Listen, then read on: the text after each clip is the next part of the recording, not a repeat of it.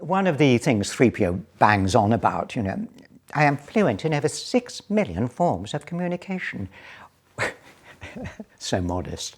And one of the things that amuses me personally is that, certainly in Return of the Jedi, he had to learn, I think, Huttese and certainly Ewokese and possibly some other E's, I don't know. And what people do not realize, possibly, I loved working with Jabba the Hutt. Jabba was this giant thing that you see made of latex with a bunch of people inside, 1, 2, 3 people inside, and somebody by the camera doing the eyes and whatever. And there's me standing looking at this creature.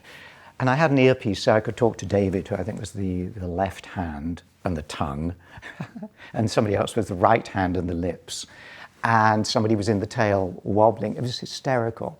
It was real pantomime. And I always think that when you have puppeteers doing their job, it's so much better, back then, certainly, and maybe even to this day, than computer graphics. Because you have the humanity of an actor, a puppeteer, doing its thing. And so I enjoyed being with Jabba, and of course he had his own language.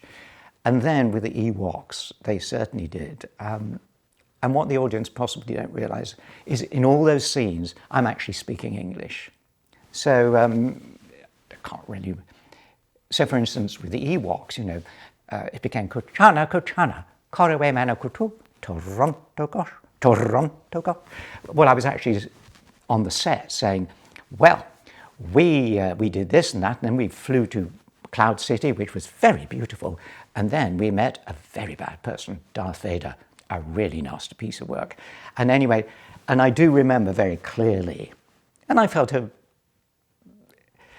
when I'm in the suit, I lose inhibition, but when, say we're rehearsing, as you do, the last thing I would put on was that, and I am there saying all this nonsense stuff, it was so lovely in the forest with the little Ewoks, and I just looked at Harrison's face, and he's like going, gee, crap, it's like so embarrassing.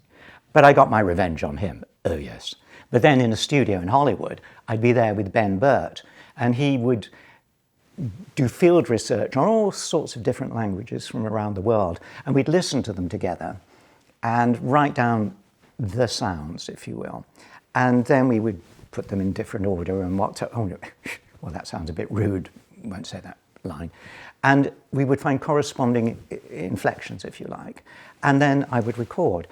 And what does amuse me about 3PO, all these languages, he says with the most dreadful British accent. It's like somebody, speaking French or German, je suis, la plume de ma tante est dans le bureau de mon oncle. And it would be as ridiculous as that. No attempt to sound like the little teddy bears there. That's a secret. Maybe I shouldn't say that.